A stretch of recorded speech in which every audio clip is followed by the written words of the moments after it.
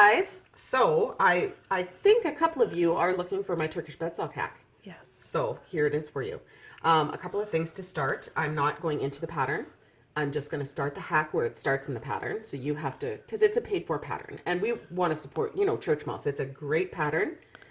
So if you've never knit this sock before, you may want to purchase the pattern, knit it to pattern, and then come back and reference this and do my hack.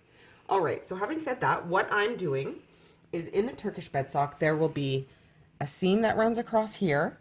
And as I'm knitting on this needle, another seam that runs parallel to it. And then at the end of that part, you mattress stitch it together.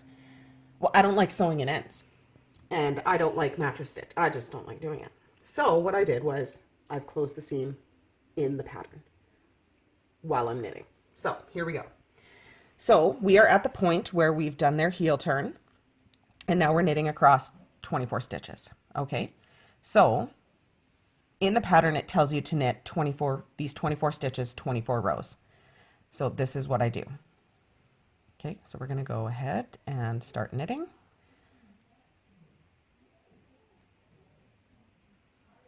And I will slow down once I get to where I'm actually doing something different. So right now you're just knitting across. Just knitting across 24. my 24 stitches. Look at her go, guys. Oh, almost dropped a stitch there, guys. Oh, guys, she almost dropped a stitch. It's like, wow, I can't go as fast when people are watching me. the internet is watching. The internet is watching. Okay, just about there. All right, so I'm across my row. Now, well, I've got 2 more stitches to go, but now what they would have me do is finish off and then turn it and purl back, knit a row, purl, knit, purl, knit, purl. So stockinette for 24 So stockinette for 24 rows. So I'm going to finish off my row.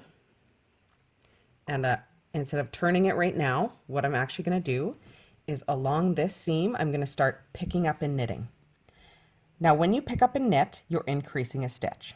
So you have to remember that once you picked up and knit, you need to bring your stitch count back down to 24. So I'm going to pick up and knit, and I'm going to grab these 2 little bars there. The first one's always a little snug. Okay, so there's my pick up and knit. Now I'm going to turn my work and purl back. But I've just increased a stitch. So my first stitch is going to be a purl 2 together. Get that stitch count back down to 24. Whoopsies.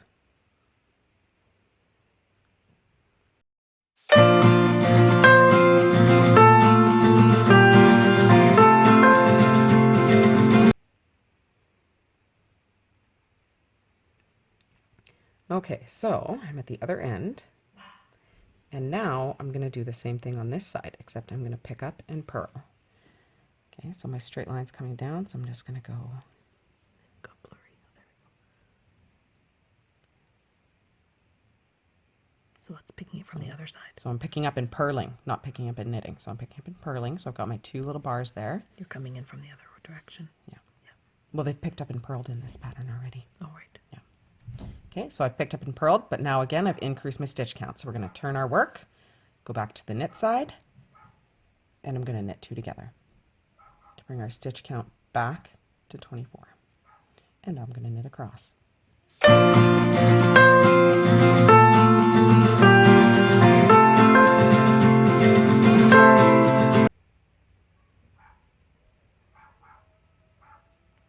Okay, so I'm at the other end. I'm ready to pick up and knit again. So essentially we're picking up and knitting 24 stitches across the sides. However, I am only picking up 12 on the knit side, where the side that I pick up and knit, and 12 on the pick up and purl side. So once I do my first one on either side, here's the next one I would naturally go into, but I'm going to skip it and go into the one after. So you've got to skip a little slot to pick up and knit every time. So instead of this one, I'm going to go into this one. I'm going to go through both those bars, pick up and knit. Oops, I got a fiber there. Okay, do this part slow. So again, skipping one, going into the next.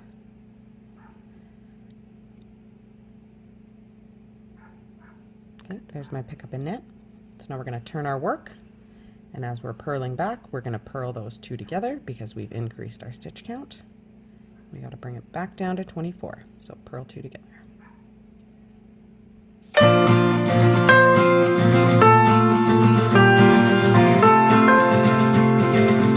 Just socks. Okay, so we're back to the other side.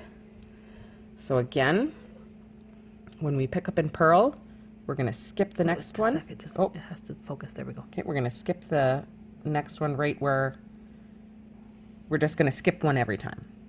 Okay. I always find the pearls are a little harder to pick up, so I'm skipping one. Oh, there we go. Pick up and purl.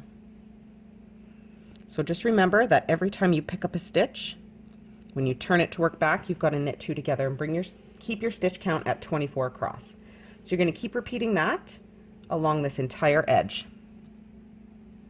And again, you're skipping one every time. And if you have to fudge it a little bit at the end to make, you know, the 24 rows work, I mean, I do that too. So, but it just closes that seam. So you can already start to see that seam closing instead of having to stitch it and sew it all together. So there you go. Nice. That's my Turkish bed sock hack. If you have any other questions, comment below. But definitely check out the pattern. And like I said at the beginning, if you've never knit this pattern, knit it how they say first. Then you understand the build of the sock or the Turkish bed sock. And then once you've done that, then incorporate my hack. I wouldn't do this straight off the bat if you've never knit the sock before. So that's, I guess, all I have to say. Thank you, Sarah. You're welcome. Happy knitting.